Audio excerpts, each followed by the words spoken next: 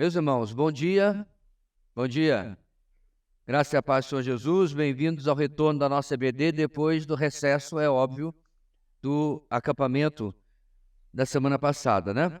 Nós estamos na terceira aula de eclesiologia. Esta é a aula número 39. Acertei. 18 de fevereiro. E vamos orar e já dar sequência. Eu quero fazer uma rápida leitura de recapitulação. Vamos lembrar daquilo que a gente já viu, certo? E pegar da onde paramos. Oremos. Deus querido, muito obrigado pela Tua palavra e pela liberdade que nós temos de nos reunir nesta manhã para estudá-la. Oramos, ó Deus, para que tudo que temos aprendido nesses meses seja gravado em nossas mentes e corações pelo Teu Espírito e seja, ó Deus, fundamento firme para a nossa fé. Obrigado, Senhor, pelos recursos que nós temos ao nosso alcance, que tudo isso, ó Deus, não seja de maneira nenhuma negligenciado por nós. Oramos em nome de Jesus. Amém. Vamos lá, irmãos. A nossa definição de eclesiologia, estudo sobre a Igreja de Cristo, sua natureza, forma, significado, governo e plano de Deus para ela. A frase de Wayne Grudem: a igreja é a comunidade de todos os cristãos de todos os tempos. Ok? Aí nós vimos, irmãos, quando a igreja surgiu. Como eu falei, isso foi já na aula passada, a gente vai fazer apenas a leitura para recapitular. Homens crentes e fiéis a Deus existem desde os dias de Abel. Contudo, o próprio Senhor Jesus afirmou que a igreja ainda não tinha sido inaugurada em seus dias e que ele a edificaria no futuro. Quando então isso aconteceu? De acordo com o ensino do Novo Testamento, a igreja surgiu após a ressurreição, ascensão e glorificação de Cristo. Isso porque a igreja tem em comum uma de suas marcas exclusivas, o batismo e a habitação do Espírito Santo. E essa realidade só passou a ser possível depois que Jesus foi glorificado. Além disso, a igreja foi edificada sobre o fundamento não apenas dos profetas, Antigo Testamento, mas também dos apóstolos, Novo Testamento. Assim, somente a vocação dos apóstolos do Novo Testamento é que foi possível a inauguração da igreja.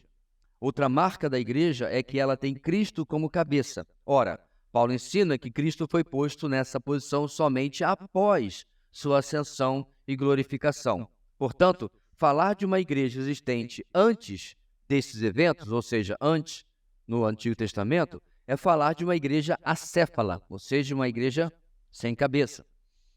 A igreja é ainda definida como uma entidade em que judeus e gentios fazem parte do mesmo corpo. Note-se, porém, que, de acordo com Efésios 3, 4 a 6, essa realidade só veio à luz ao tempo dos apóstolos, sendo desconhecida pelos homens de outras gerações. Aliás, não havia como ser de outra forma, pois foi somente por meio da obra de Cristo que a parede de separação entre judeus e gentios foi derrubada. Finalmente, a igreja, conforme definida pelo Novo Testamento, é uma comunidade integrada por santos dotados de dons espirituais. Esses dons, conforme Paulo ensina, só foram concedidos aos crentes após a ascensão de Cristo. Assim, se alguém aceitar a ideia de uma igreja fundada nos tempos do Antigo Testamento, terá que lidar com o problema de uma igreja sem dons espirituais, carente de elementos para funcionar de modo eficaz. Se a igreja surgiu somente após a glorificação de Cristo, como devemos classificar os crentes de outras épocas? A lista a seguir ajuda na compreensão de distinções básicas relacionadas a esse tema. E aí nós vimos, irmãos, este diagrama aí que vocês estão vendo, onde nós temos vamos dizer assim, as categorias de crentes. Então, vamos lá, antes de a gente chegar nas definições aí. O que nós estamos falando aqui, irmãos, nessa introdução? Nós estamos rebatendo a ideia de que a igreja existia antes de Atos capítulo 2. Essa é uma ideia típica na verdade, da maioria dos grupos reformados, que apesar de nos identificarmos assim, nós não entendemos desta maneira, ok? Isso é importante, irmãos, porque ser reformado não é aceitar um pacote, certo? Uma coisa fechada. Porque se assim fosse, a gente estaria, por exemplo, batizando criança, né? E a gente, obviamente, não concorda com isso. Então, seguindo o tema que ficou, o slogan que ficou famoso, Igreja Reformada, sempre reformando, nós entendemos que algumas noções do início da reforma no século XVI careceram de revisão, o batismo infantil entre elas. Uma outra que veio já na onda, né, da Idade Média é exatamente essa noção de que a igreja sempre existiu. Bem, os argumentos para mim aqui são contundentes.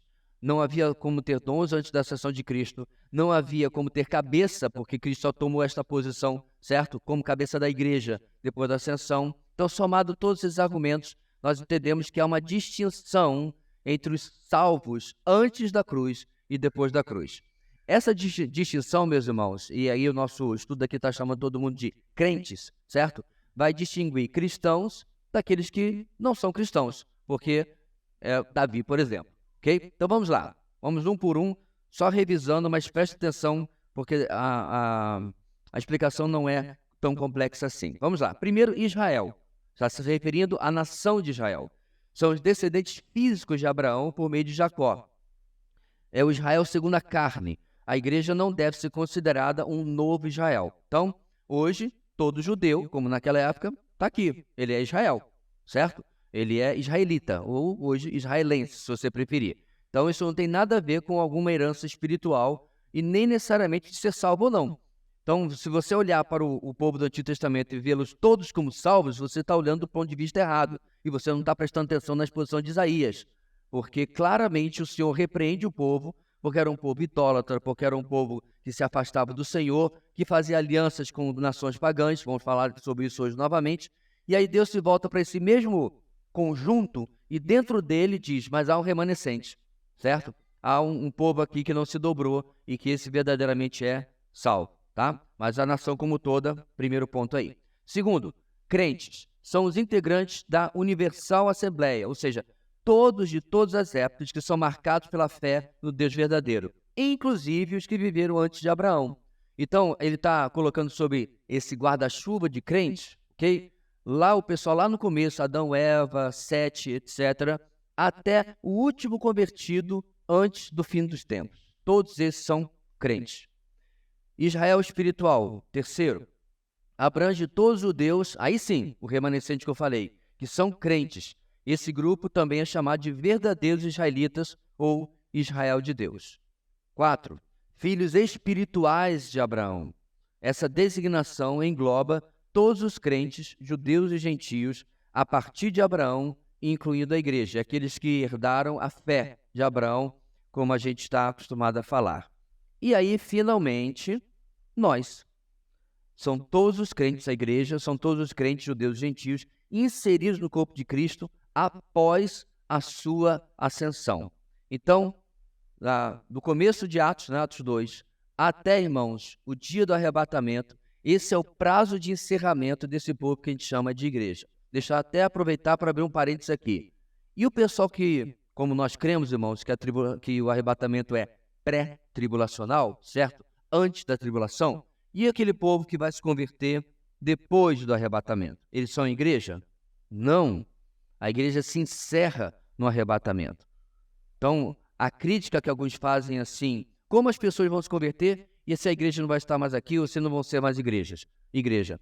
A gente compreende facilmente pelo que vimos aqui, da mesma maneira que Abraão não era igreja e era convertido, que Davi não era igreja e era convertido. Aí nós chegamos, irmãos, na tabela que eu queria fazer na aula passada, mas, lembra, faltou luz, faltou energia. E aí eu preferi encerrar a aula, porque essa tabela explica para mim o que a gente acabou de ver de maneira bem gráfica, de maneira bem fácil. Vamos lá? Para ilustrar o gráfico seguinte, acho que eu comi alguma palavra aí. Enfim, menciono alguns personagens da forma como se encaixam nas designações acima. Então vamos lá. Personagem, vamos falar sobre Noé. Noé era Israel? Não, porque Israel nem existia. Israel veio existir lá depois da saída do Egito. E isso, se você está em dia com a sua leitura bíblica, Noé está lá atrás na história, certo? Então ele não é Israel. Mas ele era crente? Claro que é. Homem justo, fiel, né? O mesmo Senhor declara isso sobre ele. Ele era irmão de Israel espiritual? Não, porque Israel não existia. Ele era filho espiritual de Abraão? Também não, porque Abraão vem depois. E, finalmente, ele era igreja? Obviamente não, porque a igreja só começa em Atos. Começa a ficar mais fácil fazer as relações, certo? Segundo episódio, Faraó. Bem, como vocês podem ver, ele não é Israel, ele não é crente, ele não é Israel espiritual, ele não é nada, certo? Perdidaço na história, resistente à palavra do Senhor. Então, esse é um exemplo de um incrédulo clássico do Antigo Testamento. Não fazia parte de absolutamente nenhum grupo de herança espiritual. Moisés, irmãos, olha como a coisa muda. Importante é comparar Noé com Moisés. Moisés era Israel? Sim, porque ele está depois da criação do povo de Israel, certo? Da nação. Ele era crente? Sem dúvida. Ele era Israel espiritual? Sim, porque de fato ele cria, né? Obviamente, era o líder do povo, o homem que via Deus e tudo mais, então desconfiar de Moisés é complicado. Ele é filho espiritual de Abraão? Com certeza. Ele tem a mesma fé de Abraão. Ele é a igreja? Não. Porque ele está lá no Antigo Testamento e nós estamos aqui depois de Atos capítulo 2, certo? Corá. Quem é Corá, irmãos? Quem pode me lembrar? O camarada da rebelião de Corá. Aquele que diz assim, quem é Moisés na fila do pão? Eu também quero ser líder, eu também quero o holofote e tal, né? E Deus falou, tudo bem. Se Corá morrer de maneira normal, eu não sou profeta de Deus, eu não sou quem Deus diz que eu sou. Mas se ele morrer de uma maneira espetacular, como por exemplo, a terra se abrir e engoli-lo vivo. O que aconteceu no texto? A terra se abriu e o engoliu vivo. Não foi exatamente assim? Eu acho que isso está em Êxodo ainda, se eu não me engano, mas talvez não. A gente acaba misturando porque as narrativas entre Êxodo, Levítico, Números, etc. Então esse é Corá, certo? E vamos ver a avaliação de Corá. Ele fazia parte de Israel, irmãos da nação? Sim. Mas pela atitude dele, a gente está avaliando que ele não era um crente verdadeiro. Porque ele era rebelde, ele desconfiava do que Deus havia falado, ele não cria, certo?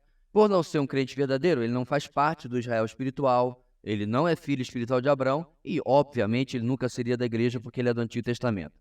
Okay? Agora, em comparação, vamos falar de Rutinha. Rutinha, tal, era lá de outro país gentil, certo? Não era nem judia. Então vamos lá. Não sendo judia, ela a princípio fazia parte da nação de Israel? Não. É importante que a nossa tabela está colocando aqui, irmãos, como ela é inicialmente. A gente sabe, meus irmãos, que depois Ruth, Raabe e tantos outros se tornaram parte da nação de Israel. Mas a princípio ela não é, porque ela é gentia. Ela era moabita, exatamente, certo? Moabita. Se for para mim, diz que eu não estou. Ruth não é de Israel. Ela era crente? Certamente. O comportamento dela, a maneira como ela crê, certo? Demonstra e aponta dessa maneira. Obrigado, meu irmão. Ela faz parte do Israel espiritual? Inicialmente, não. A gente está falando de Ruth, né? Lá no comecinho da sua narrativa no Antigo Testamento. Não. Ela era filha espiritual de Abraão? Sim, porque, novamente, ela creu com a mesma fé. Creu, teve fé, é filho espiritual de Abraão, certo? Mas ela faz parte da igreja, irmãos? De jeito nenhum, porque é Antigo Testamento. Ela não tem como fazer parte da igreja. Agora a gente vai chegar no Novo Testamento, depois de Cristo. Vamos analisar dois personagens. Aí veja a comparação, irmãos. Cornélio. Cornélio era de qual nacionalidade, irmãos? Romano. Ele era um centurião romano, certo? E Paulo, obviamente, era judeu, ok? Apesar de ter mais de uma nacionalidade. Vamos lá. Cornélio, sendo romano, ele fazia parte da nação de Israel? Não. Ele era crente? Sem dúvida nenhuma. Atos capítulo 10, está lá a história de Cornélio. Ele fazia parte do Israel espiritual? Não. Você tem que ser judeu para ser parte do Israel espiritual. E ele era filho de Abraão? Sim, porque a fé de Abraão estava presente em Cornélio. E agora, ele é parte da igreja, irmãos? Sim, porque Atos capítulo 10 está bem depois de Atos capítulo 2. Então, todos que se convertem depois de Atos capítulo 2 são parte da igreja. Vamos comparar agora com Paulo, o judeu. Ele é parte da nação de Israel? Sim. Ele é crente? Sem dúvida. Ele é parte do Israel espiritual? Sim, porque é judeu e crê. Ele é filho de Abraão? Sim. E ele é da igreja? Sim. Repare como ele preenche todas as lacunas, certo? Então hoje, meus irmãos, aonde que, por exemplo, eu estaria? Eu estaria junto com Cornélio. E você também. certo? Por quê? Porque eu não sou judeu, não posso ser da nação de Israel, eu sou crente, eu não posso ser parte do Israel espiritual porque eu não sou judeu, novamente, né? Não sou desse remanescente. Eu sou filho espiritual de Abraão, tanto quanto os irmãos aqui, e finalmente eu sou igreja. Então, essa comparação, irmãos, mostra pra gente claramente. Essa é uma briga antiga, quem é aliancista nunca vai aceitar isso aí, né? Mas como nós não somos, não temos esse problema aí, então tá aí a tabela, né? Tá no nosso material para você, né, levar para casa se quiser, e é fácil de entender comparando com o slide anterior. Antes de seguirmos adiante, irmãos, alguma dúvida? Porque agora a gente vai para um catatal de versículos que eu vou precisar da sua atenção. Alguma dúvida, irmãos? Ok. A Marcela está colocando, irmãos, que essa é uma das diferenças, por exemplo, da igreja presbiteriana, classicamente, né? E da igreja batista, né? Também classicamente. Porque por confissão, com a confissão de Westminster, que é a que eles seguem, eles creem exatamente que a igreja começou no Jardim do Éden. Eu não estou brincando, é exatamente isso que eles creem. A igreja sempre existiu, certo? É como se ela passasse por fases. Aí tem as falas que eles sempre dizem, Deus não tem dois povos. Isso não é verdade. A gente nunca disse que Deus tem dois povos. Deus tem um povo que se manifesta no tempo de várias formas, certo? É diferente dizer que Deus tem mais de um povo, ok? E, obviamente, não são só os presbiterianos, mas os batistas mais reformados mesmo, creem da mesma maneira que eles, né? Enfim, mais alguma dúvida? Aquele mic aqui embaixo está disponível ou não está? Cadê o pessoal da ajuda de...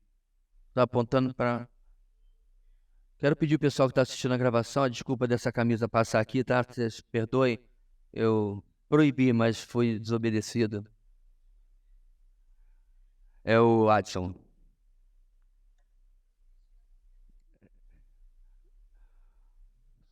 Falar de sofredor. Chegou? Não, é o Botafoguense. Calma aí, irmão, porque senão eu vou ter que ficar repetindo tudo que for falado fora do microfone, né?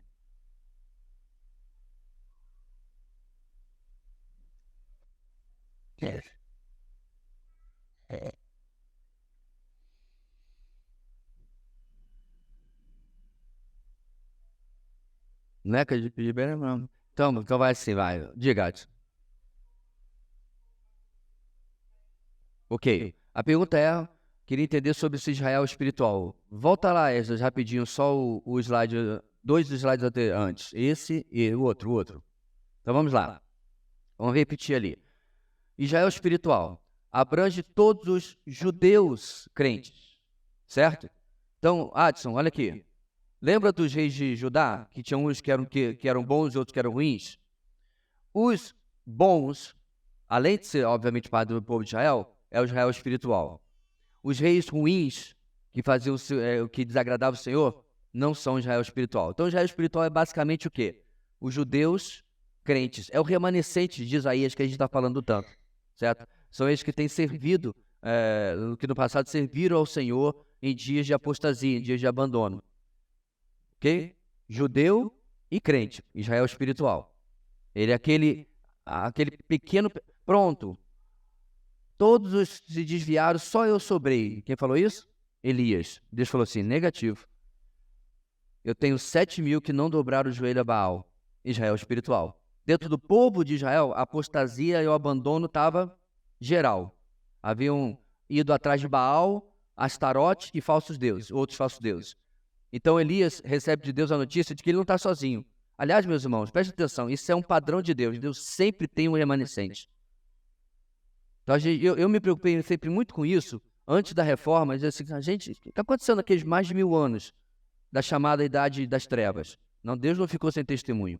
Com toda a corrupção que houve na Igreja Católica, na Igreja Romana, melhor dizendo, havia vários grupos, como os valdenses e outros, que preservaram a chama do Evangelho. Sem contar que a Igreja Copta estava lá na África sem problema nenhum, a Igreja do Oriente prosperava sem problema nenhum. Então, a corrupção, porque a gente só conhece essa história, né? Da Igreja Romana, mas Deus não ficou sem testemunho.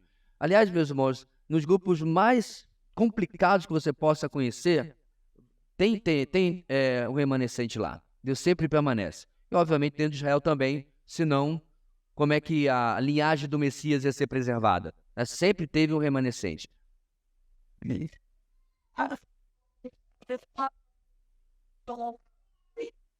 Não, porque os filhos espiritual de Abraão são aqueles que existiam antes de Israel, a nação, certo? E aqueles que existem hoje também, como eu e você. Porque filho espiritual de Abraão é aquele que é filho da fé. O Novo Testamento afirma. Aquele que crê com a fé de Abraão, a fé de Gênesis capítulo 12, é filho espiritual de Abraão. Certo? Diga. Alô. Eu queria entender sobre aquele trecho que fala sobre aqueles que foram enxertados em Israel. Se estaria se referindo, por exemplo, a pessoas como...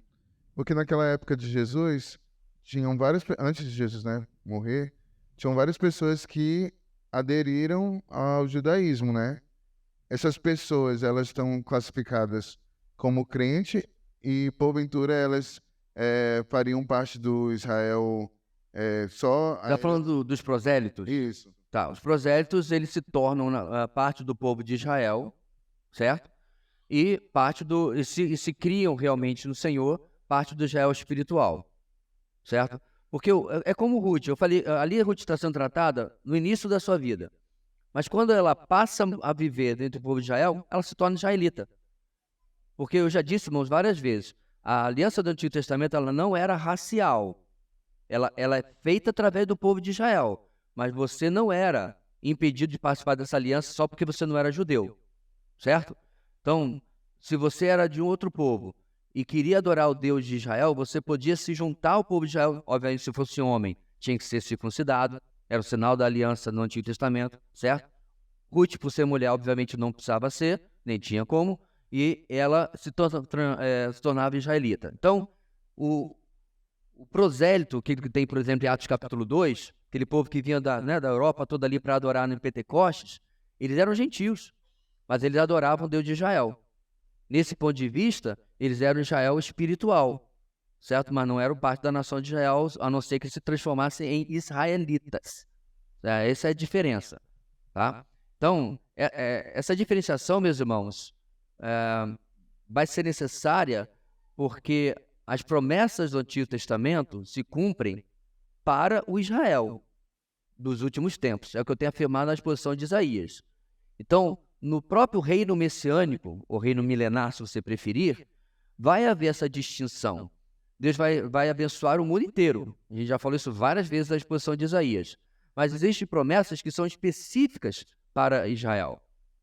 E vão se cumprir através do remanescente, seja aqueles que, obviamente, não forem rebeldes, que estiverem vivos no final dos tempos, e aqueles que foram fiéis ao longo da história. Ok? André? Peraí, só um minutinho, isso não fica ali. Aí eu tenho que repetir de qualquer maneira.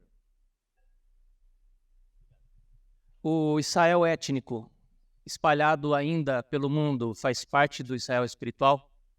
Descendentes de judeus foram espalhados na Europa, cristãos novos? Não. Porque o Israel espiritual é o Israel crente. E hoje nós estamos... o tratamento de Deus com a nação de Israel foi substituída hoje pelo mistério da igreja. Então, um judeu hoje crer profundamente no Deus de Israel, mas não crer no Messias, não muda nada. Então, ele não é salvo. Para ser Israel espiritual, ele tinha que crer no tempo antes do Messias, certo? No Senhor, que incluía a promessa do Messias.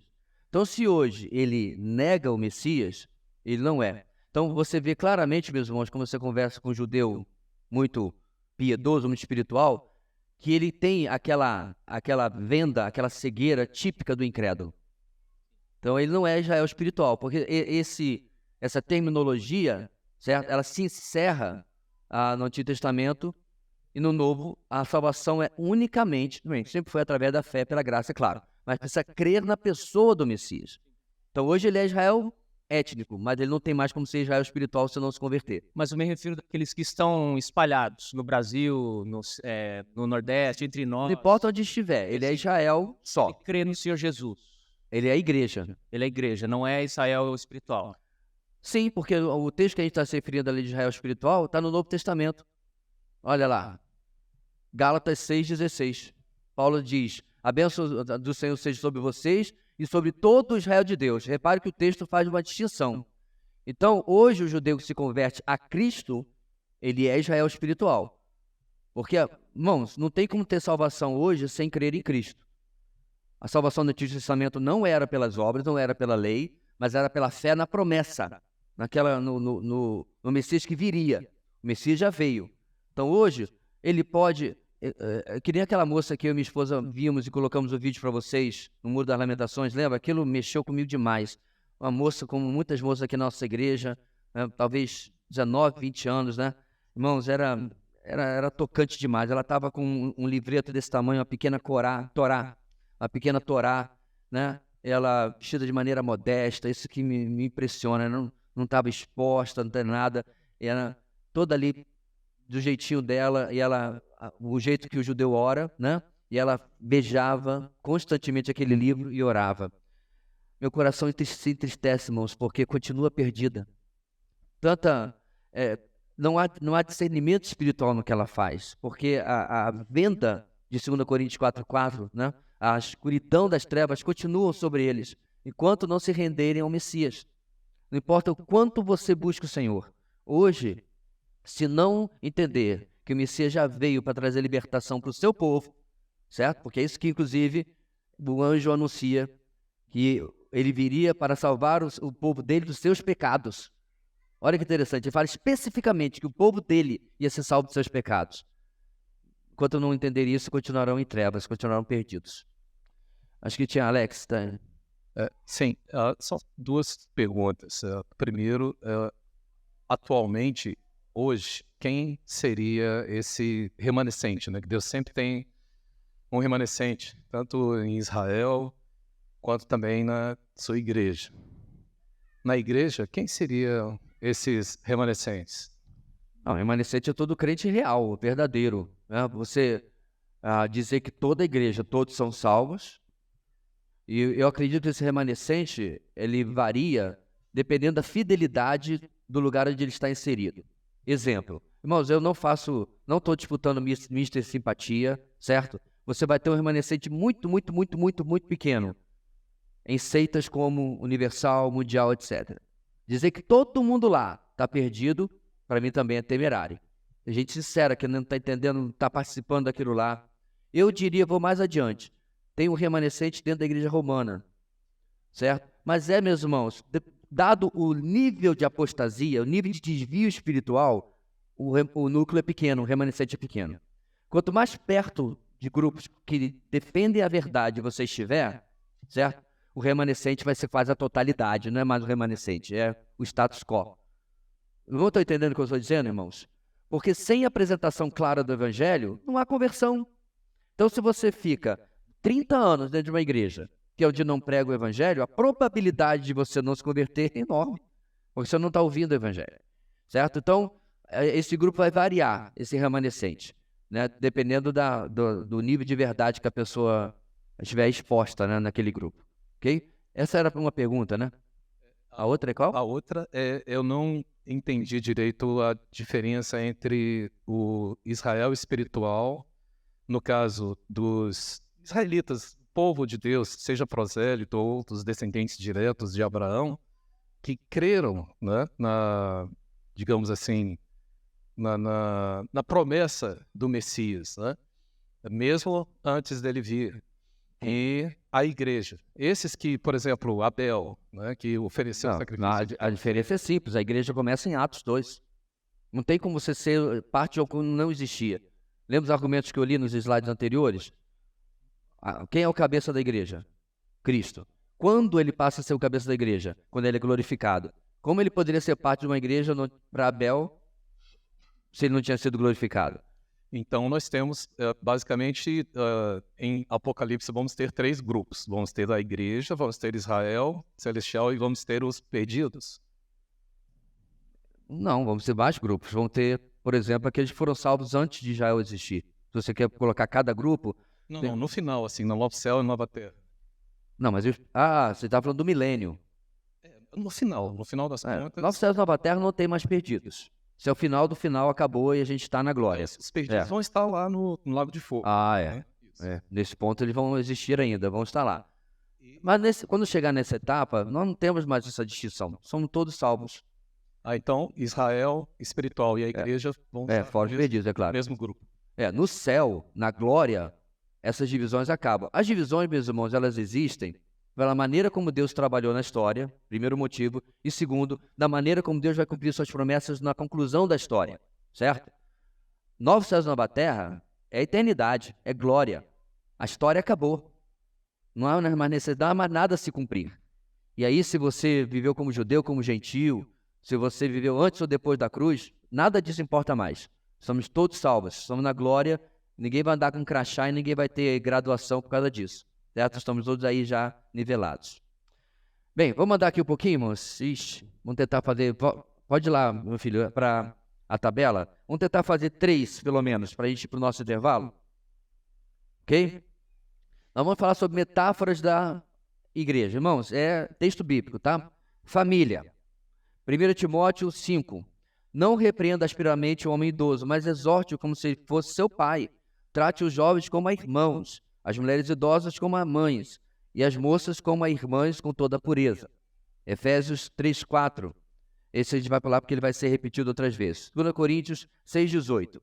Eu lhes serei pai e vocês serão meus filhos e minhas filhas, diz o Senhor Todo-Poderoso. Mateus 12. Estendendo a mão para os discípulos, disse: Aqui estão minha mãe e meus irmãos. Pois quem faz a vontade de meu Pai que está nos céus, este é meu irmão, minha irmã e minha mãe. Então, meus irmãos, a primeira metáfora para a igreja é: somos uma família, família na fé, né? Noiva, Efésios 5:32. Este é um mistério profundo, refiro-me, porém, a Cristo e à igreja. Então, a igreja é a noiva de Cristo. 2 Coríntios 11:2. O zelo que tenho por vocês é o zelo que vem de Deus. Eu os prometi a um único marido, Cristo, querendo apresentá-los a eles como uma virgem pura, ou a noiva também, se você preferir, é a mesma coisa nesse sentido aí. E, finalmente, somos ramos de uma videira. Isso aí está escrito, inclusive, na cadeira que você está sentado. João 15:5. Eu sou a videira, vocês são os ramos. Se alguém permanecer em mim e eu nele, esse dará muito fruto, pois sem mim vocês não podem fazer coisa alguma. Então já vimos 3 metáforas usadas no Novo Testamento a respeito da igreja. A gente volta com a Oliveira daqui a 5 minutinhos. Vamos lá, irmãos? Nosso intervalo, estritamente 5 minutinhos, a gente volta. Então, irmãos, seguindo aqui, 4ª metáfora para a igreja. Oliveira. A oliveira que dá uvas. Eu não ia perdoar, né? Ai, a gente está bem representado. Oliveira que dá azeitona, obviamente, né? Vamos lá. Romanos 11. Se alguns ramos foram cortados e você, sendo oliveira brava, foi enxertado entre os outros e agora participa da seiva que vem da raiz da oliveira cultivada, não se glorie contra esses ramos. Se o fizer, sabe que não é você que sustenta a raiz, mas a raiz a você. Então você dirá: os ramos foram cortados para que eu fosse enxertado. Está certo. Eles, porém, foram cortados devido à incredulidade, e você permanece pela fé. Não se orgulhe, mas tema. Pois se Deus não poupou os ramos naturais, também não poupará você. Portanto, considere a bondade e a severidade de Deus. Severidade para com aqueles que caíram, mas bondade para com você, desde que permaneça na bondade dele. De outra forma, você também será cortado.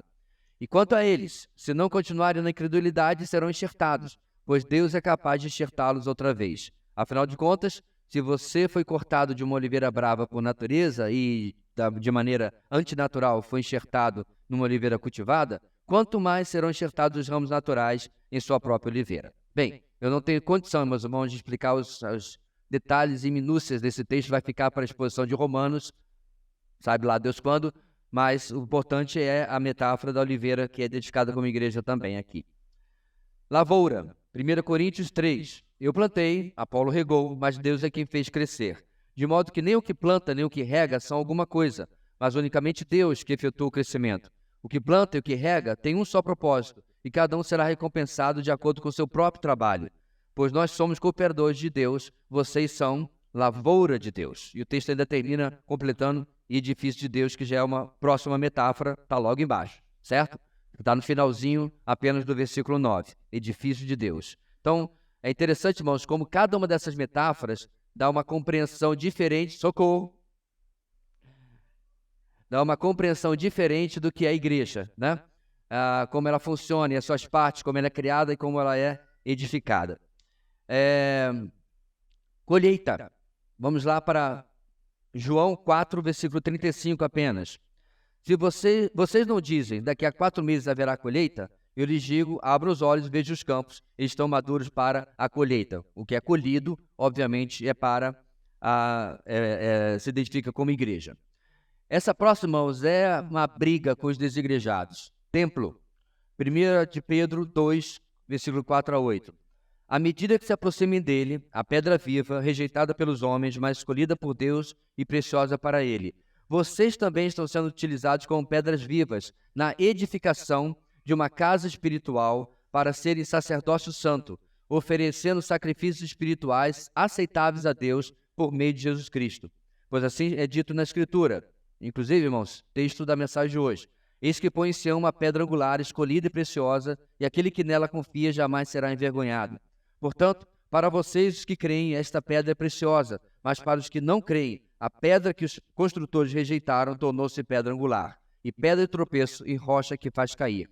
Os que não creem tropeçam, porque desobedecem a mensagem para o que também foram destinados. Então, meus irmãos, é óbvio, como já falamos 1 milhão de vezes, que, biblicamente, templo e igreja somos nós, pessoas, certo? A gente explicou isso no início da nossa aula de eclesiologia.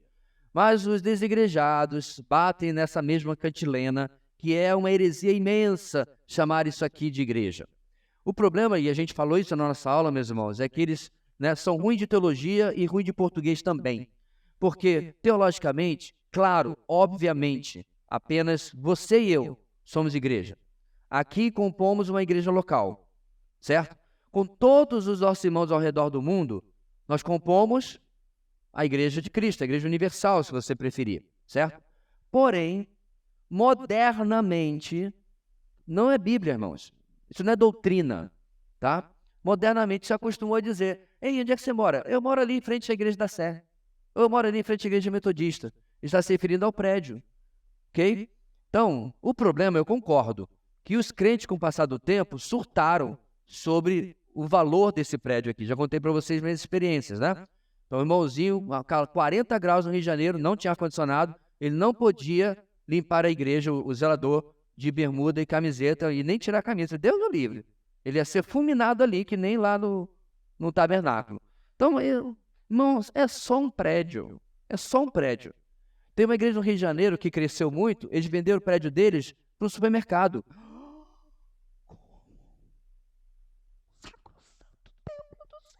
É só um prédio. Eles venderam por uma bagatela de dinheiro e construíram um outro prédio maior, porque a igreja não cabia mais, estava fazendo 3 cultos. Que bênção, né? Que bom para eles. Então construíram um prédio maior, cabia todo mundo e foi uma bênção, tá? No nosso caso, vão para o nosso novo prédio e aqui, de repente, vai ser um mercadinho, vai ser não, às vezes vai ser aqui, meus irmãos, uma coisa bem ruim, né? Sei lá, um boteco. Oi? Pois é, que vem de cá, né? Então, a gente não tem controle sobre isso. É só um prédio, tá? Vamos lá, irmãos, seguindo. Grupo de sacerdotes, né? Somos nós, em 1 Pedro 2,5, já lemos agora há pouco, fala sobre isso, certo? Lemos no texto anterior. Somos casa de Deus. De novo, perto do mesmo problema, né? Jesus foi considerado digno de maior glória do que Moisés, da mesma forma que o construtor de uma casa tem mais honra do que a própria casa. Pois toda casa é construída por alguém, mas Deus é o edificador de tudo. Moisés foi fiel como servo de toda a casa de Deus, dando testemunho do que haveria de ser dito no futuro. Mas Cristo é fiel como filho sobre a casa de Deus, e esta casa somos nós. Literalmente está no texto. Se é que nos apegamos firmemente à confiança e à esperança da qual nos gloriamos, certo? Casa aqui está também no sentido, irmãos, de família, ok? de linhagem, tudo aí no pensamento judaico pode servir. Essa aqui é uma das minhas preferidas. Coluna e baluarte, ou coluna ou fundamento da verdade. 1 Timóteo 3,15. Mas se eu demorar, saiba como as pessoas devem comportar-se na casa de Deus, que é a igreja do Deus vivo, coluna e fundamento da verdade. Então, aonde, meus irmãos, a verdade é realmente preservada e defendida? Na igreja de Cristo. Pelo menos quando ela está firmada na Escritura, né? Quando ela se afasta das Escrituras, aí já é outra conversa. Bem, corpo humano, irmãos, por questão de tempo, eu vou poupar a leitura desse longo texto de 1 Coríntios 12, até porque ele é bastante conhecido, certo? Ele vai falar da confusão que havia naquela igreja, que uns membros, umas pessoas tinham mais preferência do que outros, certo? E aí ele vai falar da necessidade que tem. Por exemplo, meu nariz acabou de coçar, e o meu nariz não tem como coçar a si mesmo. Ele precisou, né? Dá uma coçadinha nele. Minhas costas estão coçando, pronto. A mão vai ajudando todo mundo aqui. Eu preciso ir a algum lugar. Meu corpo inteiro depende das minhas pernas e dos meus pés. Então, essa dependência que nós temos, irmãos, dos membros do nosso corpo, é uma ilustração perfeita da unidade na diversidade. Seria, irmãos, horrível ter uma igreja só de overseas. Insuportável, na verdade. Né? Porque você fica apenas com um tipo de pessoa, um tipo de dom, um tipo de perfil. Pensa no nosso retiro agora, nosso acampamento. Quantas funções diferentes foram desempenhadas por tantas pessoas diferentes? Tenta trocar, né? Tenta trocar. Não, me coloca na gincana, pega o Tiago e coloca para pregar. Ia dar ruim provavelmente dos dois lados, certo? Não que ele não saiba pregar, mas está no começo da sua carreira, né? Modéstia à parte tem aqui quase 40 anos nas costas de experiência. Então, como diz no ditado popular, cada um no seu quadrado. E tem que ser assim. Aí ele fez um maravilhoso trabalho com toda a equipe, né? Na gincana. Ótimo. Por mim, time que está dando certo, a gente nem mexe. A gente só treina outros aí e vai colocando. A gente pode ir adiante, irmãos. Pega o James e coloca para encabeçar o som. Eu não sei nem se o James sabe ligar o microfone, para ser sincero, né? E aí pega agora o Kaique e manda lá para cuidar da cozinha. Eu não estou falando de dons do espírito, irmãos, mas eu estou falando de como as funções, elas casam com personalidade, com dons também, né? Por exemplo, quem quer ver, é uma maravilha ver o Leandro lá no negócio de talentos, é uma benção, né? Mas alguém, por acaso, gostaria de ver o Leandro dirigindo louvor?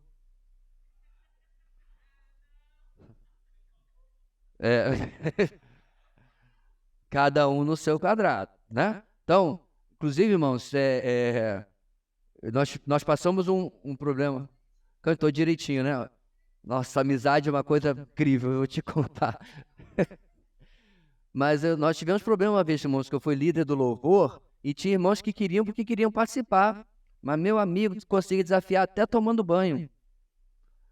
A mãe falava, não canta nada não, lá do banheiro a gente fica ouvindo, mas queria porque queria. Então tem determinadas áreas que não tem como você simplesmente querer fazer aquilo. Né? A pessoa dupla introspecta vai pregar como? Ele tem vergonha de falar com você sozinho, aí vai na frente de 30, 40, 100, 200 pessoas. Pronto. Então, acho que seria mais fácil ter lido o texto, né? Depois de tudo que eu falei. Mas o ponto aqui é a diversidade. Corpo humano, vamos ler o 16 e 17. Se o ouvido disser, porque não sou olho, não pertenço ao corpo, nem por isso deixa de fazer parte do corpo. Se todo o corpo fosse olho, onde estaria a audição? Se todo o corpo fosse ouvido, onde estaria o olfato? Né? Então, corpo de Cristo, corpo humano são metáforas para a igreja também. E, finalmente, parte do corpo de Cristo.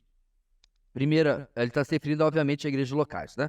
Efésios 1, 22 e 23. Deus colocou todas as coisas debaixo de seus pés e o designou cabeça de todas as coisas para a igreja, que é o seu corpo, a plenitude daquele que enche todas as coisas em toda e qualquer circunstância. 4, 15 e 16. Antes, seguindo a verdade em amor, cresçamos em tudo naquele que é a cabeça, Cristo. Dele todo o corpo, ajustado e unido pelo auxílio de todas as juntas, cresce e edifica-se a si mesmo em amor, na medida que cada parte realiza a sua função. Acho que é o suficiente, irmãos. Então, são diversas metáforas sobre a igreja. E para continuar na mesma linha, eu quero destacar 3 símbolos principais, os mais comuns sobre a igreja. Corpo, templo e casal, ok?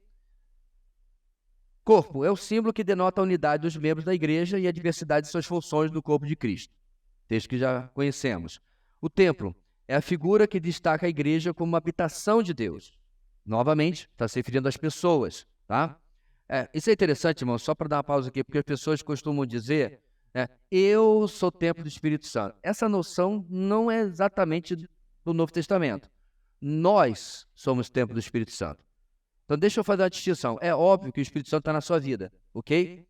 Mas nesse sentido que Paulo está usando aqui no Novo Testamento, ele está se referindo ao corporativo, certo? As pessoas. O Espírito Santo habita na igreja como um todo. Nós somos a casa do Espírito. No máximo, você é um tijolinho. Então, um tijolo não faz casa. Então, você não pode ser a casa do Espírito, porque você precisa dos demais irmãos. Porque a ideia de Paulo aí, meus irmãos, é mostrar o cuidado que precisamos ter com a igreja, a qual é a habitação do Espírito. Inclusive, ele vai falar, aquele que destrói a igreja, Deus vai destruí-lo. Sério isso, né? Literalmente, Paulo fala isso. Ele que trabalha contra a igreja, inclusive, às vezes, sendo parte dela. Tá? Sério. E, finalmente, como vimos agora há pouco, o casal simboliza a união singular e indissolúvel da igreja com Cristo, certo? Então, são os 3 símbolos mais importantes do Novo Testamento a respeito da igreja. Queria destacar para vocês duas frases aí, uma da Confissão de Augsburgo, 1530, tá pertinho da Reforma, 13 anos depois. A congregação de santos na qual o evangelho é ensinado corretamente e os sacramentos também são ministrados corretamente. Essa é a característica da igreja verdadeira. Deixa eu destacar o seguinte, irmãos. A palavra sacramento é uma palavra extremamente contestada e um pouco alérgica para a maioria dos batistas, certo? Ok. Por quê? Porque sacramento é uma palavra que tem uma definição dependendo do grupo que você está, certo? Para a igreja romana, significa uma coisa. Para os reformados protestantes, significa outra. Então, para eles, para os romanos, o sacramento, né, qualquer que seja ele, tem poder em si de abençoar a pessoa. É quase beira o misticismo, de certa forma. Porque em participar daquilo você é abençoado, independente das circunstâncias e tudo mais. O poder está ali, na situação que está acontecendo. Ok? Bem, para os protestantes, não. O sacramento é um meio de graça à medida que você tem uma série de coisas. Você compreende o que está acontecendo. Que você tem fé no que está acontecendo. Então, não é o objeto em si. Porque o catolicismo medieval, irmãos, ele despencou para o misticismo, onde as coisas começaram a ter poder. Lembra das relíquias? E eu falei para vocês que no Vaticano, onde nós estivemos, tem salas inteiras de ossuários, né? Acho que esse é o termo.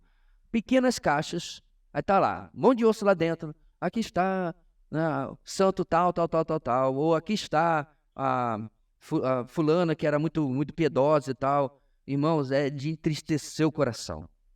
Eu acho que é isso que Paulo sentiu quando foi em Atenas. O pessoal orando, rezando, né? Rezando, chorando. Aí passava a mão, passava em si, passava a mão para... Olha, é de uma escravidão espiritual imensa. E não é um, nem dois, nem três, não, é muita gente. Da menina mumificada lá, né, Leila? É uma fila imensa para ver a menina dentro de um caixão de vidro, ou coisa assim, que supostamente o milagre é porque ela não se decompõe. Quando você conhece o Deus da Bíblia, você se pergunta, para que exatamente Deus faria uma coisa dessa? Qual o propósito disso? Então, só tem 2 explicações para mim. Um fenômeno natural, tá? Alguma coisa aconteceu, ou diabo, pura e simplesmente, para escravizar as pessoas numa religiosidade dessa maneira. Ponto aqui, meus irmãos, é que eles creem realmente que o objeto tem poder. É por isso que eles viajavam na Idade Média pela Europa inteira atrás de relíquias. Inclusive se escreve naquela época que havia tantas lascas da cruz que dava para construir a Arca de Noé. Eles achavam lascas e era a lasca da cruz de Cristo, certo? O que tem? Uma cruz. Mas era tanta lasca, tanto pedaço de madeira da cruz que dava para construir um barco imenso. Esse era o exagero para mostrar que eles, obviamente, que alguém dizia, estou vendo aqui o exemplar legítimo da Cruz de Cristo ou da mesa da última ceia, e o pessoal comprava, colecionava. Os nobres tinham salas inteiras dessas relíquias espirituais, porque eles acreditavam que ali havia poder. Irmãos, para nós, eu prefiro não usar a palavra sacramento, eu estou apenas lendo o que a confissão usa. Nós usamos para o batismo e ceia ordenanças, certo? Eu creio que você é abençoado quando participa delas? Sim. Eu creio que você é abençoado independente do que acontecer? Não. Você é abençoado naquele momento da ceia se você realmente aproveita para fazer sua autoanálise, seu autoexame, como a palavra de Deus nos fala em Coríntios, certo? Você é abençoado se você ali é levado a pensar na morte e ressurreição de Cristo. Nisso você é abençoado. Não é o pãozinho que a irmã Maria corta, não. Porque de repente a irmã Maria comprou pão demais, né? Trouxe um pouco para a ceia e o resto foi para o enofre. É só pão. Então, essa ideia, meus irmãos, da presença literal de Cristo nos elementos, eu não vejo sustentação bíblica para entender dessa maneira, tá? O que importa é o memorial, é a lembrança. A gente vai falar de ceia mais para frente, mas só para destacar porque a palavra sacramento apareceu ali. Bem, uma outra definição ou característica de igreja é de Calvino. Onde quer que ouçamos a palavra de Deus, puramente pregada e ouvida, e os sacramentos, se você quiser substituir, as ordenanças ministradas conforme instituídos por Cristo, ali, e não se deve duvidar, existe uma igreja de Deus. Tá vendo? Tem nada a ver com prédio, tem nada a ver com estrutura, com denominação. É o básico sendo pregado. Pode ser debaixo de uma mangueira. Onde é a sua igreja? Inclusive, eu vivo discutindo isso com o desigrejados. Porque ele é um extremo e outro, né? Então, quer dizer, se eu não estou na sua denominação, eu não sou igreja. Eu falei, aonde que eu disse isso? Eu tenho vários amigos, irmãos, que são de igrejas independentes. 4, 5 irmãos se uniram, hoje são 15, são 20, né? Começaram na varanda de casa e adivinha só, tiveram que alugar o lugar. Eu falei, não é a mesma coisa? Aí, daqui a pouco não querem mais pagar aluguel. Aí eles ficam apertados, porque eles estão querendo combater a ideia do templo. Então você vê, meus irmãos, é uma luta inglória e desnecessária. Tá? Por quê? Não importa pertencer à denominação. Deixa eu explicar uma coisa, meus irmãos. A Convenção Batista Brasileira precisa da Comunidade Batista Videira, não o contrário. Nós existimos sem eles. Eles não existem sem nós e todas as demais igrejas batistas. É bom participar da denominação? Sim. Porque a gente pode colaborar com diversos ministérios e participar juntos, né? A Cristolândia, por exemplo. Isso é um grande feito da denominação batista, sem dúvida nenhuma.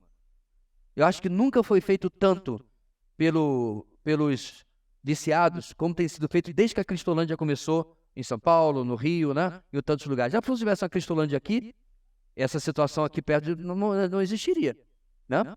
Então, é muito bom. Para enviar um missionário, por exemplo, você sabe o trabalho que dá, burocraticamente, manter alguém no exterior? Então você precisa da Junta de Missões Mundiais, como também, obviamente, tem outras organizações que fazem a mesma coisa. Então a denominação é boa, ela só não pode dominar a igreja local, certo? E se a denominação debanda das Escrituras e da sã doutrina, vai. Eu sou o primeiro a assinar. Não fico numa denominação apóstata. Quando acho que foi a metodista por último, acho que foi a PCUSA mesmo, resolveram aceitar sacerdócio de mulheres à frente da igreja e de homossexuais, trans e tudo mais, um êxodo da igreja saiu, um monte de gente. Igrejas locais e pessoas. E procuraram lugares onde a palavra de Deus era preservada. Fizeram o que a sua consciência bíblica mandava, ok? Vamos falar, irmãos, dos propósitos da igreja. Vamos lá. Propósito imediato. Esse aspecto do propósito da igreja envolve o testemunho que ela deve dar a este mundo acerca da verdade, seja por meio da evangelização direta ou da vida do testemunho de cada membro. E o texto é esse já conhecido, 1 de Pedro 2,9. Vocês, porém, são geração eleita, sacerdócio real, nação santa, povo exclusivo de Deus. É aí que vem a parte importante. Para anunciar as grandezas daquele que o chamou das trevas para a sua maravilhosa luz. E vou aproveitar o ensejo, irmãos, para falar rapidamente, sobre como temos entendido o propósito de Deus na nossa vida. Então, talvez você possa pensar assim, pastor, é muito fácil para o senhor, porque você está de tempo integral no ministério. Diga-se passagem, só estou de vários anos para cá.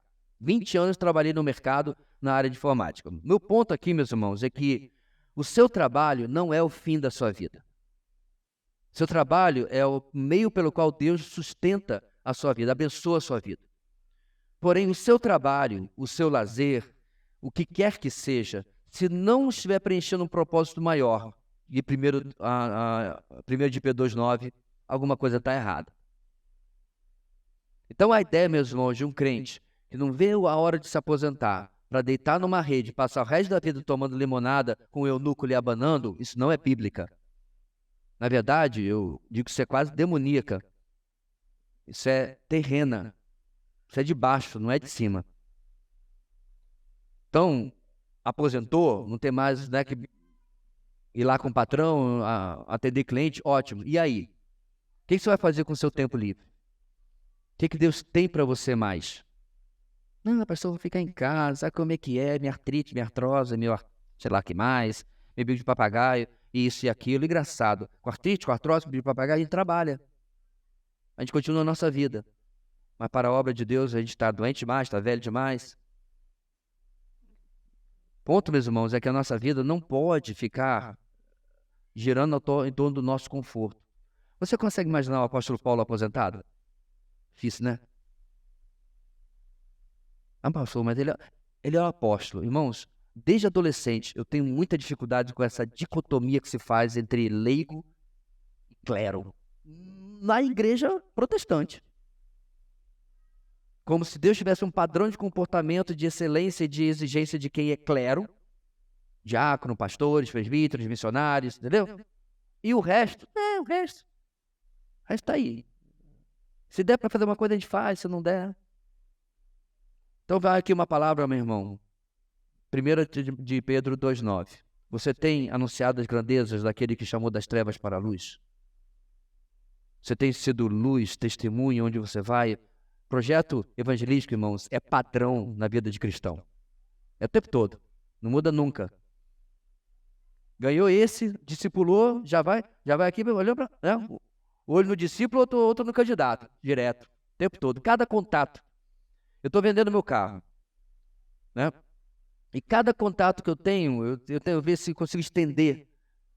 Depois me identifico. Pode ser um potencial contato evangelístico. Jesus era assim, meus irmãos. Jesus era que nem carro velho, onde para, prega, entendeu? Para os que não são do norte, pregar é dar defeito, mas eu estou fazendo um trocadilho aqui, né? Parou para conversar com Jesus, ali. E assim, meus irmãos, é claro, a gente não vai ser aquele crente chato, né?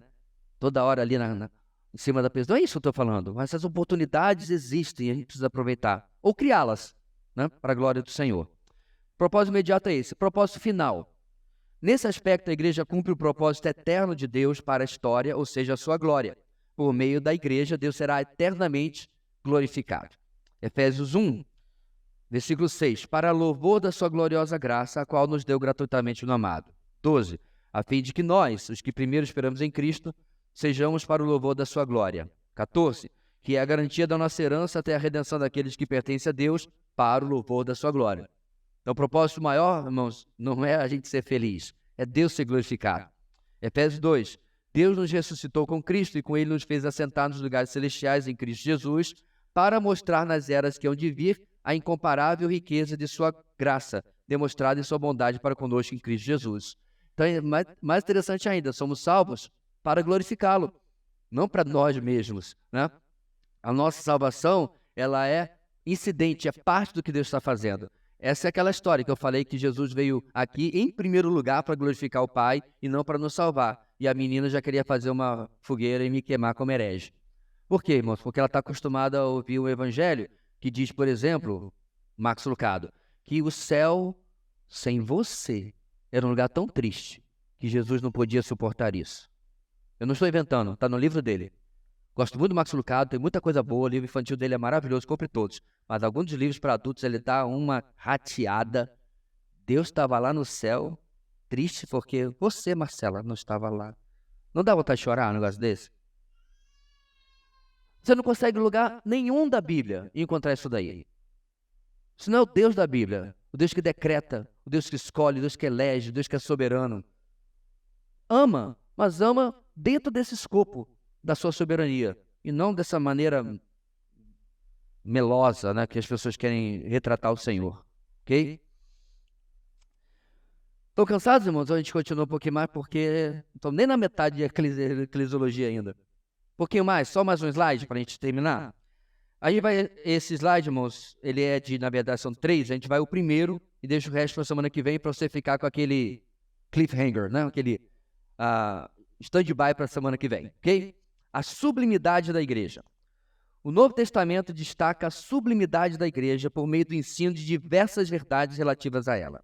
A lista abaixo mostra alguma dessas verdades. Esta sublimidade, é claro, é por causa do Cristo, né, que é o nosso Senhor, não é por causa de nós mesmos. Primeiro, ela é edificada e protegida por Cristo. O famoso texto de Mateus 16, 18. Eu lhes digo que você é Pedro, e sobre esta pedra edificarei a minha igreja, e as portas do Hades não poderão vencê-la. É claro, irmãos, nós trabalhamos para edificar a igreja, é isso, uns aos outros. Nós trabalhamos para o reino de Deus crescer, mas na prática, quem efetua e executa isso é o Senhor Jesus, como ele mesmo afirmou que faria, tá? Então, inclusive, é uma ótima oração pedir, Senhor, edifica a tua igreja, tanto numericamente quanto de qualidade. Faz a tua igreja crescer em maturidade. É uma oração que Paulo, inclusive, fazia. Eu oro por vocês para que vocês entendam a profundidade, a largura, a altura, né, do conhecimento de Cristo. Ele orava para que as pessoas crescessem e, obviamente, se ele está orando, é porque ele quer que o Senhor faça isso, ok? Número 2, a igreja foi comprada por Deus com o sangue de Cristo. Eu acho muito interessante essa passagem. Perceba o toque teológico de Paulo em Atos 20, 28. Cuidem de vocês mesmos e de todo o rebanho sobre o qual o Espírito Santo os colocou como bispos, significa supervisores, tá? A gente vai chegar lá. Para pastorear a igreja de Deus, olha agora, que ele comprou com seu próprio sangue. Alguém reparou, não? A igreja de Deus, que ele comprou com seu próprio sangue. Engraçado, né, meus irmãos? Os crentes de Éfeso ali, ninguém falou assim, Paulo, com licença, você está errado porque quem morreu foi Jesus.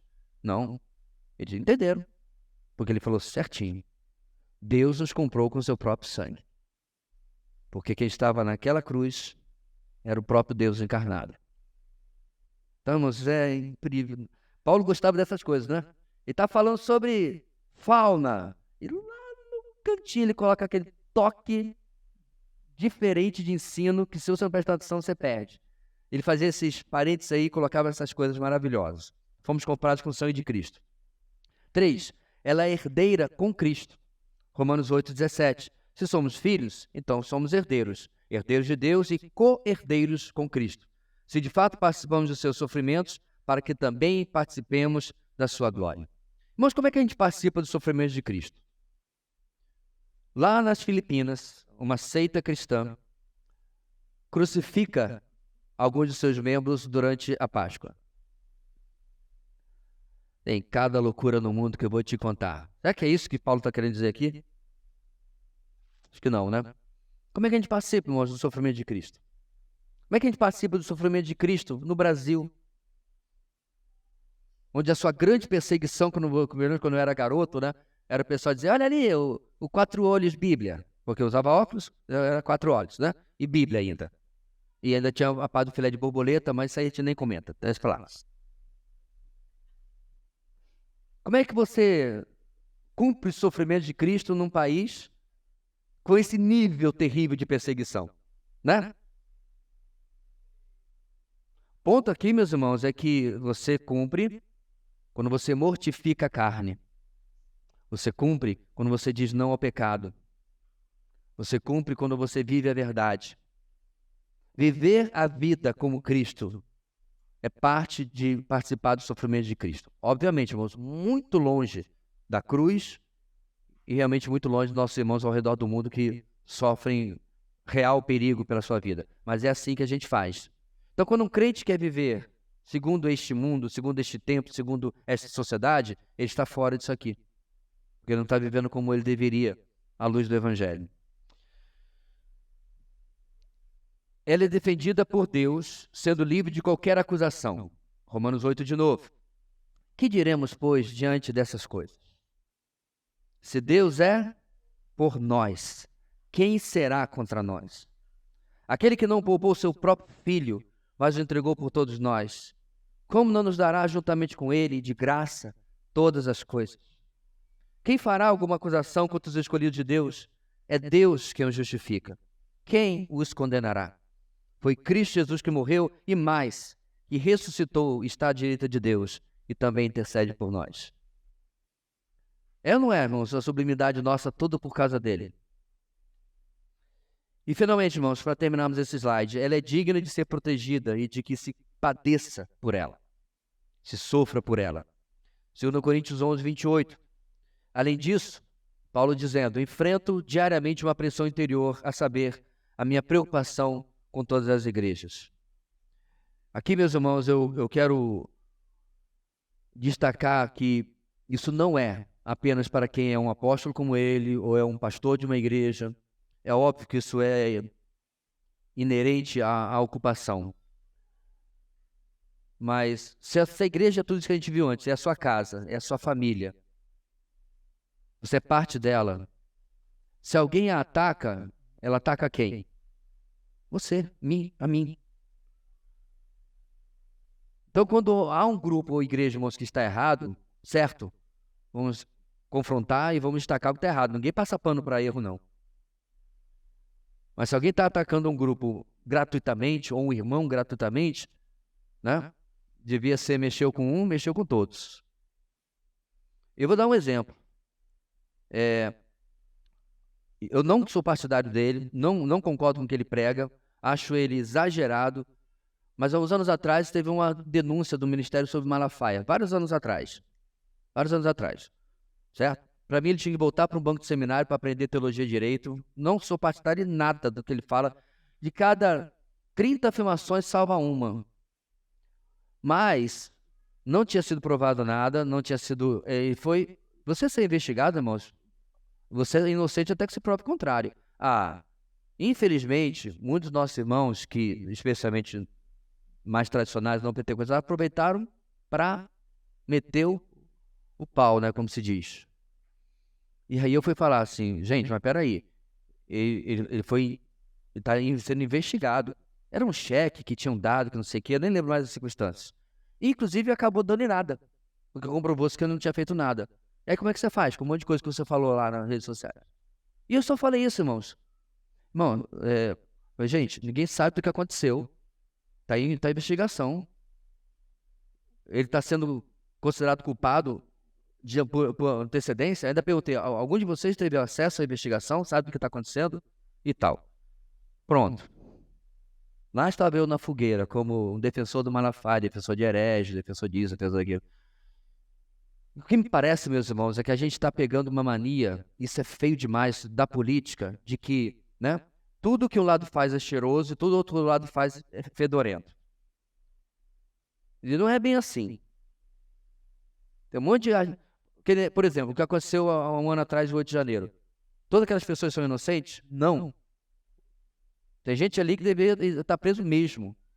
O problema é que eles pegaram a rede e pegaram um monte de gente, isso aqui tudo é culpado. Esse que é a nossa indignação, nosso protesto. Gente que, inclusive, tinha uma senhorinha de 70 anos de idade com a Bíblia presa. Tem sentido a coisa. O que ela fez? A baderna que ela fez. 70 anos, mal consegue andar direito. Entendeu? Esse é o nosso protesto.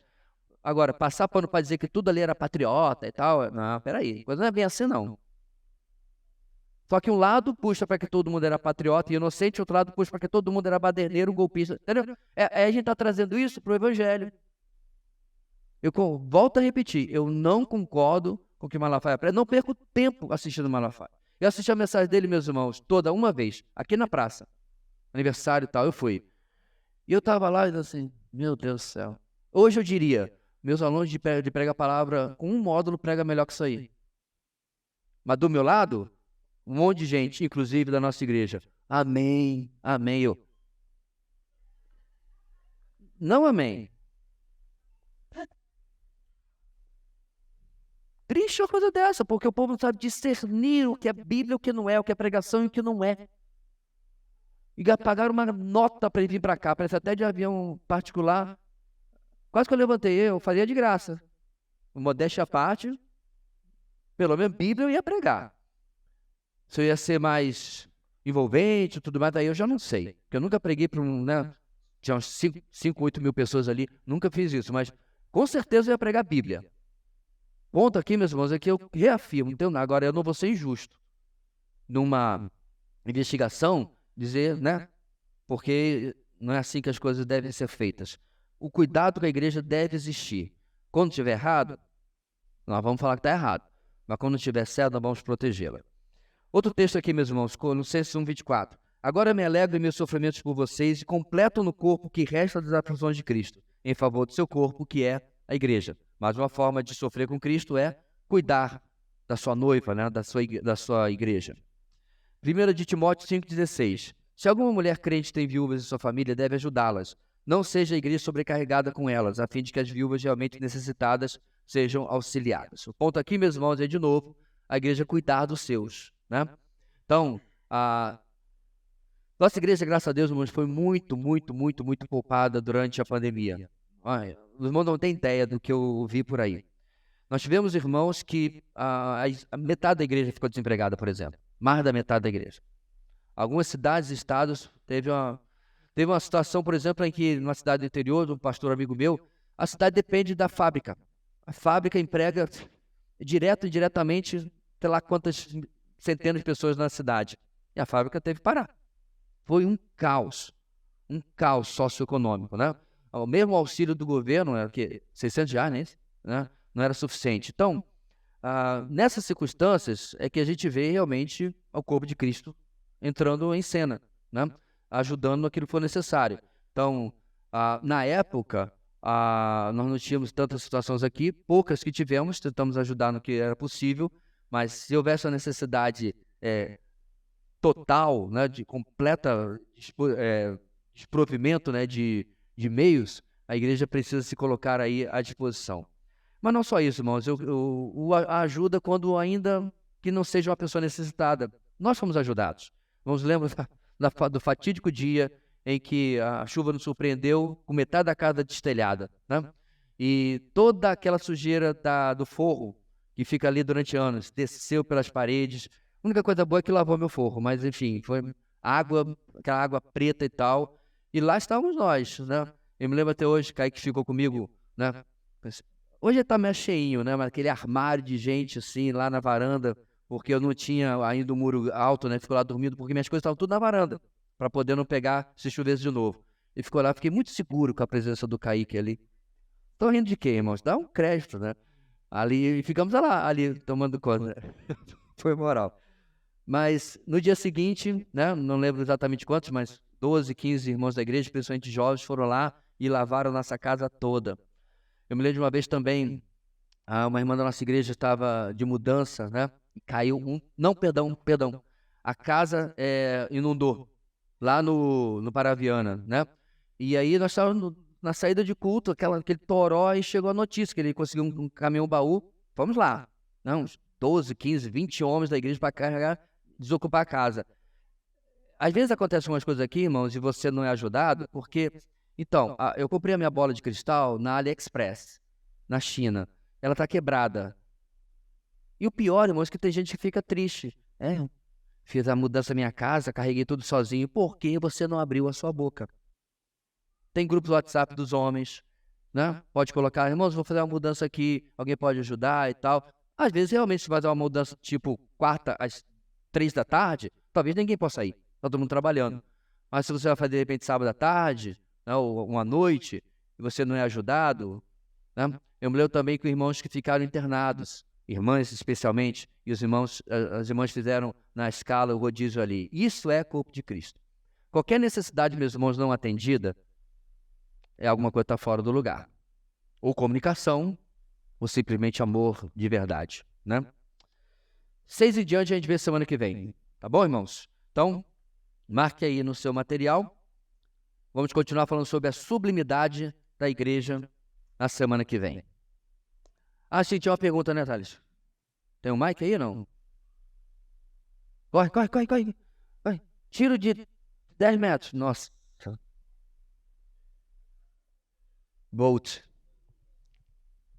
Oi. Naquele quadro que falava sobre umas analogias, né, a respeito da igreja, tem alguns textos que são do Evangelho. Cristo está citando, está falando, na verdade, né? Se a igreja, a gente crê que ela vem depois de Atos, como a gente pode relacionar, ou como eu poderia explicar de uma maneira mais clara para uma pessoa que vai colocar aquele texto ali como sendo um texto para os cristãos e não para a igreja, digamos assim, né? O evangelho acontece aqui em colheita, né? Mateus e João, a videira e família, novamente Mateus. Os evangelhos, meus irmãos, eles são um período de transição. É um período complicado de a gente compreender as divisões entre o Antigo e o Novo Testamento, certo? Alguns consideram que a velha aliança, ela já é, inclusive, caduca quando João Batista começa a pregar. Bem, o que eu entendo é que ela caduca na cruz. Ela morre na cruz e a nova aliança é instaurada, certo? Mas durante esse período, entre o começo do ministério de Jesus e a cruz, existe esse período de transição, esse período de mudança. Porque, inclusive, e a pessoa que morreu 5 minutos antes do Pentecostes? Difícil dizer para mim, e aí, pastor Diego, onde você o coloca? Então, tecnicamente, ele não é igreja. Se ele morreu como um judeu, ou quem quer que seja, né, fiel ao Senhor, que cria no Messias, etc., ele está no céu, ótimo. Então, o que Jesus está falando naquele período, ele está preparando os seus discípulos para a instauração da igreja. Então, a gente aplica no tempo da igreja porque é a próxima etapa lógica na história. Mesmo acontecendo no Evangelho, mesmo acontecendo antes de Atos capítulo 2, certo? Então, essa é a forma como a gente pode interpretar isso daí. Ok? Vamos colocar de pé, meus irmãos, e orar, encerrando o nosso tempo de hoje. Não entendi nada, mas concordo plenamente. Oremos. Pai querido, muito obrigado pelas verdades que pudemos aprender aqui, que o Senhor possa nos falar cada dia pela Tua palavra, reafirmando as verdades que fundamentam e sustentam a nossa fé. Obrigado, Deus, pela forma como o Senhor nos transformou, nos tornou em igreja, tanto local como o Teu corpo, cumprindo em nossas vidas, ó Deus, um privilégio que não temos como pagar. Abençoa, Pai, o dia que temos pela frente, nosso culto nesta noite, Teu povo esteja aqui para ser abençoado e nossa congregação também. Oramos em nome de Jesus. Amém.